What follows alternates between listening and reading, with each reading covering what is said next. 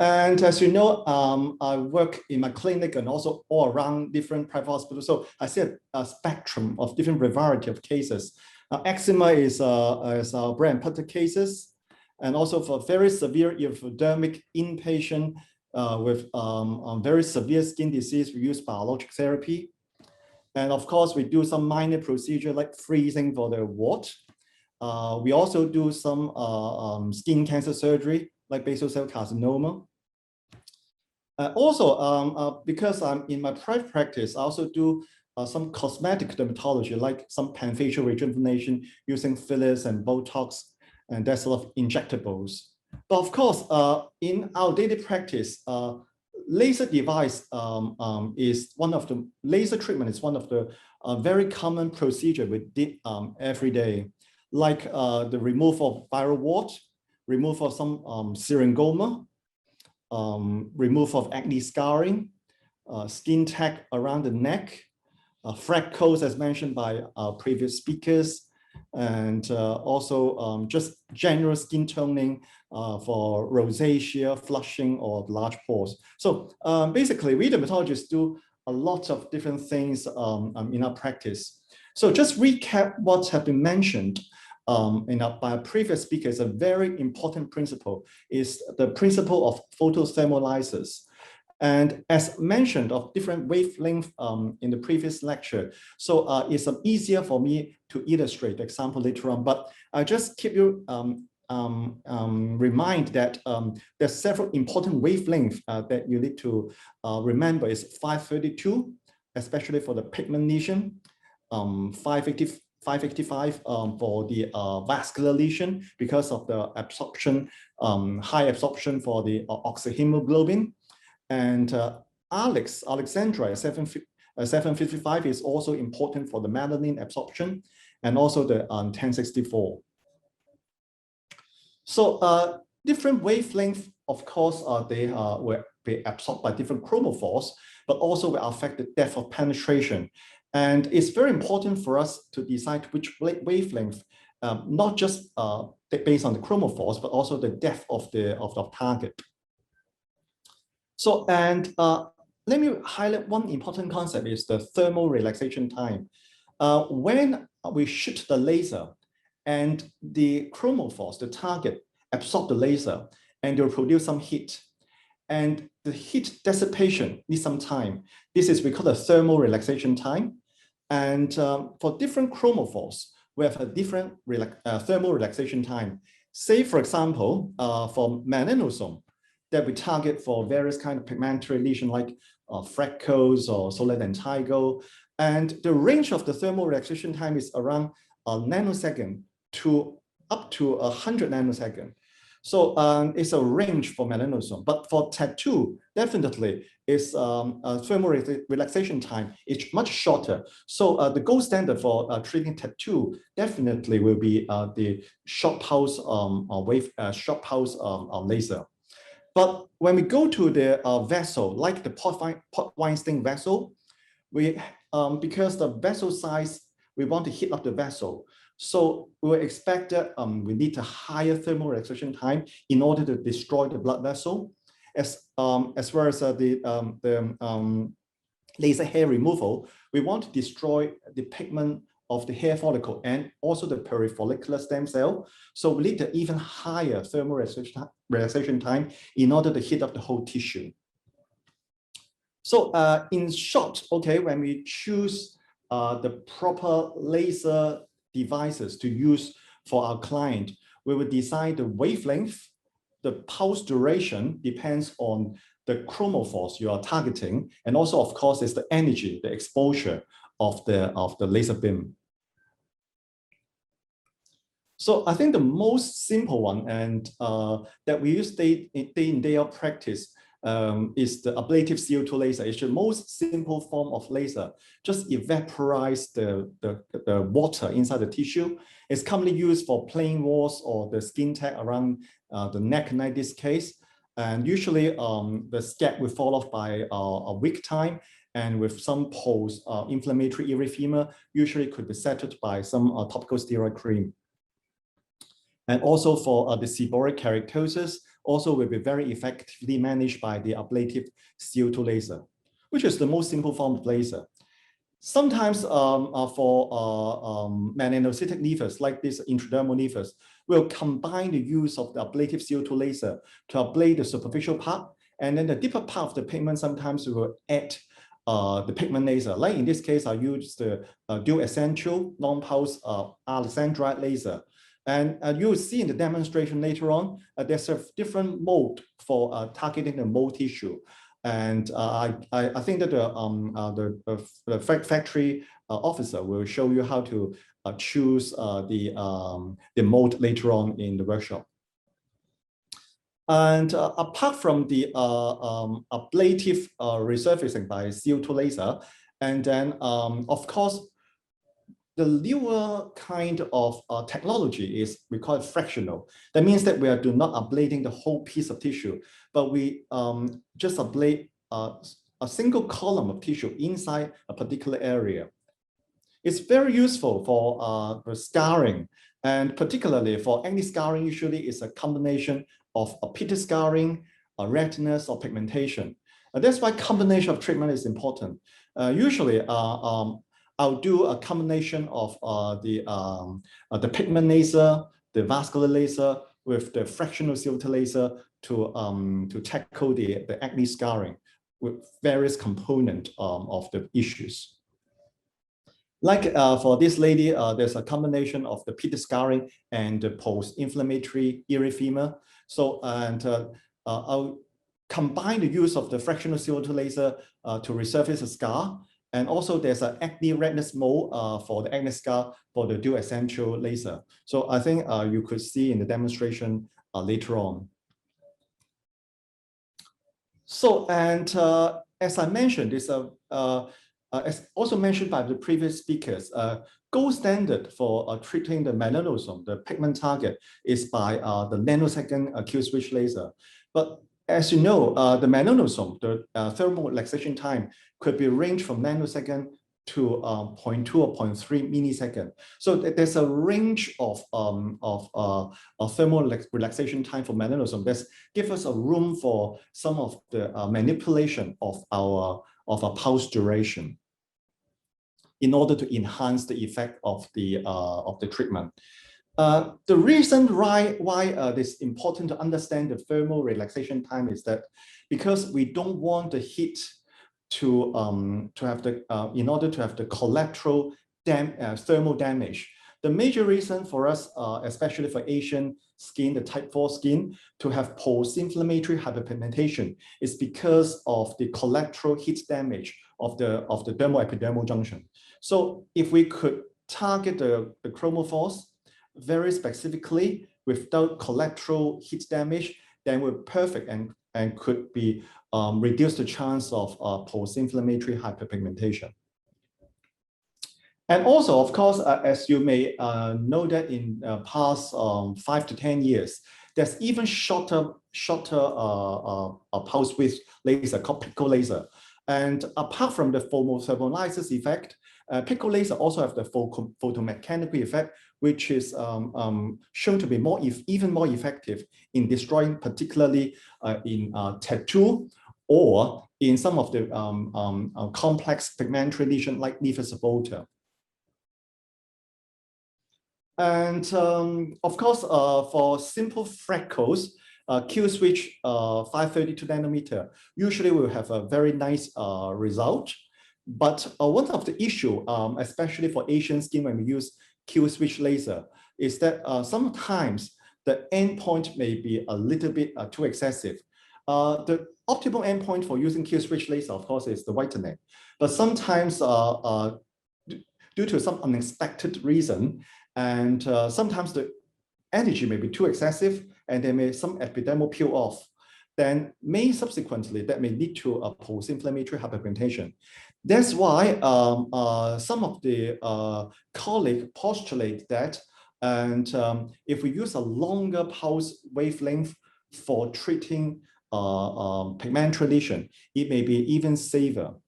And this is the review article published by the Japanese colleagues and our Hong Kong U colleagues, suggesting that in our Asian patient, probably if we use a longer pulse laser, say in terms of a millisecond laser, for treating superficial pigmentary lesion, it may possibly have fewer complications than the Q-switch laser because of the reduced chance of photomechanical effect by the short pulse laser. So this is the effect of using the longer pulse laser, longer pulse RX laser, in the range of 0.2 to 0.3 millisecond. Also with the range of the thermal relaxation time for the melanosome. And usually the endpoint result is a bit of the grayish or erythema. In contrast, in Q-switch, we wish to have the whitening effect. So, but the when using long pulse, we need to have a educate the patient that it may take 2 to 3 treatments for complete eradication of some of the superficial pigmentary lesion. But the downtime definitely is shorter than using the shorter pulse wavelength laser.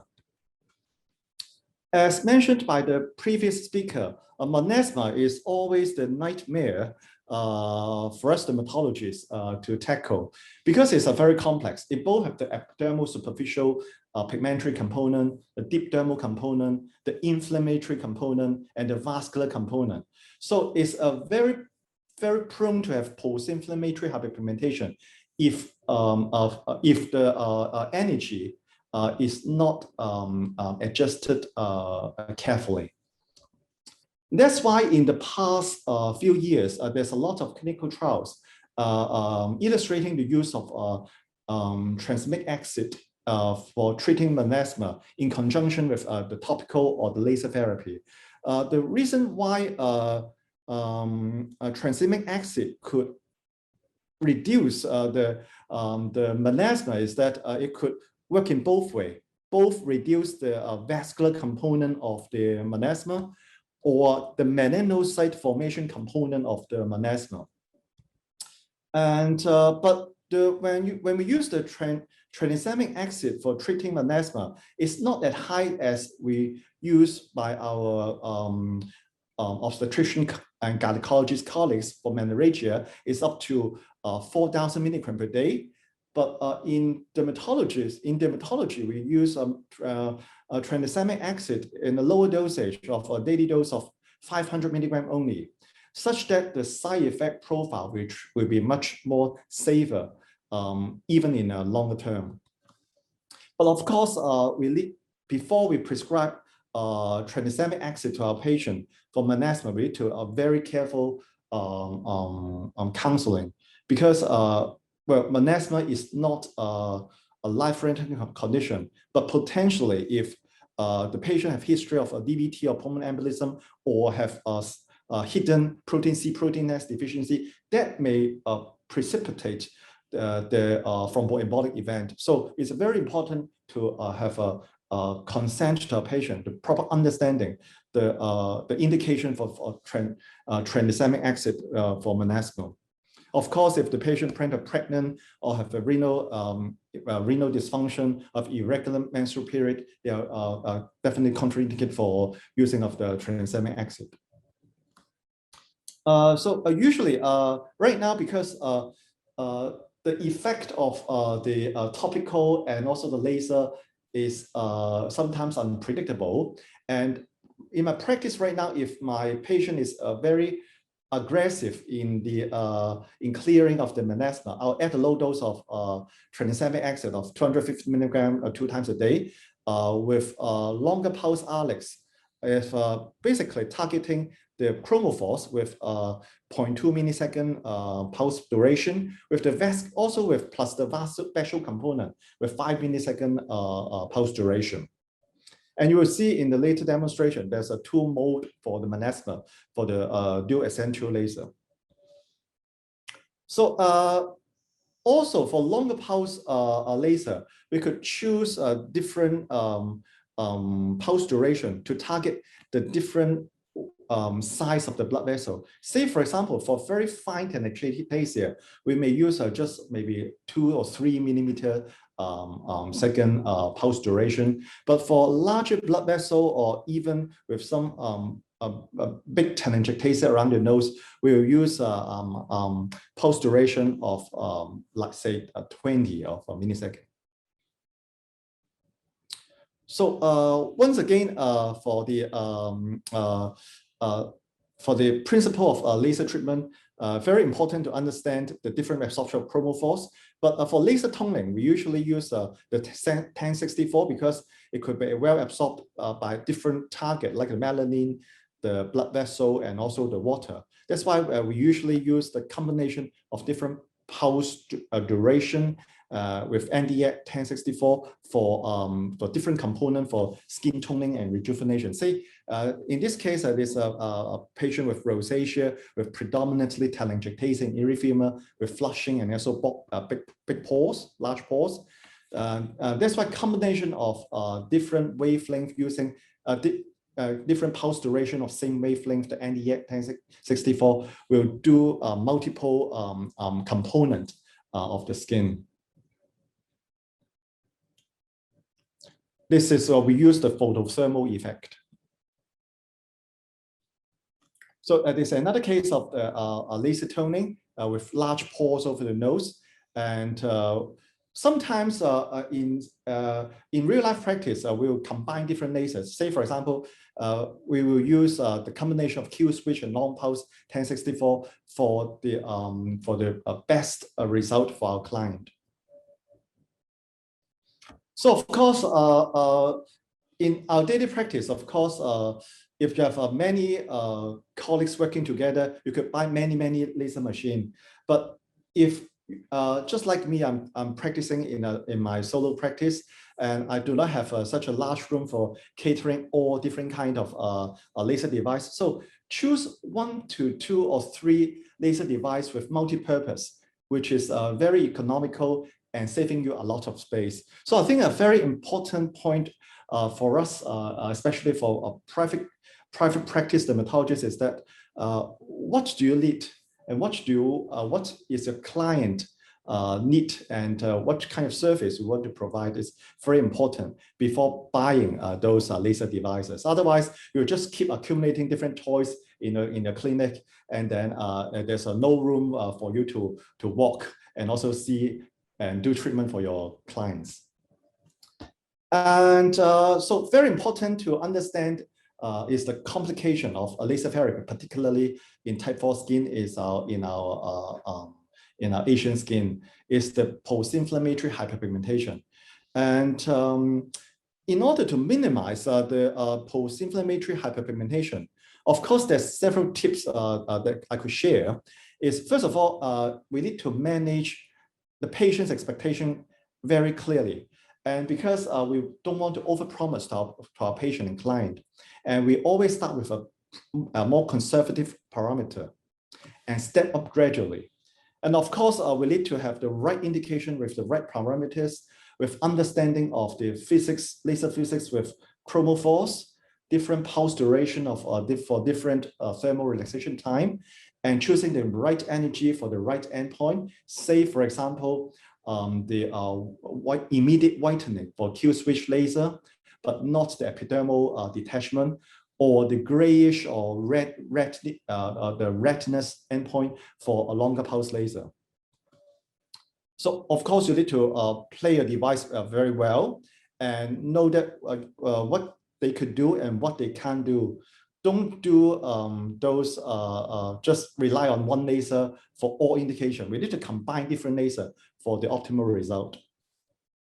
And as mentioned by our previous speaker, the immediate feedback is very important. Sometimes you can hear the sound, like you use the you do the carbon peeling, the carbon Q switch 1064 peeling. You can hear the pop sound, which is the correct endpoint, and also the color endpoint. Immediate feedback is very important also by the patient's feeling. If the patient have a very severe burning pain, then you need to stop immediately. So cooling is very important to protect the dermal-epidermal junction, because the major cause of the post-inflammatory hyperpigmentation is the collateral damage of the dermal-epidermal junction that lead to the melanin incontinence into the dermis. So there's a various way for epidermal cooling that will be demonstrated by our colleague later on, either the contact cooling, air cooling, cryogenic cooling. There's lots of methods to protect the dermal-epidermal junction. And of course, after the treatment, always cool down the area. And sometimes I'll also add some steroid cream to reduce excessive inflammation to prevent the post-inflammatory hyperpigmentation. And post-operative skincare and also address any early side effects from the patient will minimize the long-term consequences of any laser treatment. So I will always try to make the laser therapy as an enjoyable time, because if you use the right device, the right indication, but your patient is very unhappy and yelling, the patient will not come back to you. But if you could make your patient as comfortable, as happy as this little cat, I guarantee you have a very, very successful laser practice. So that's the end for my presentation. Thank you.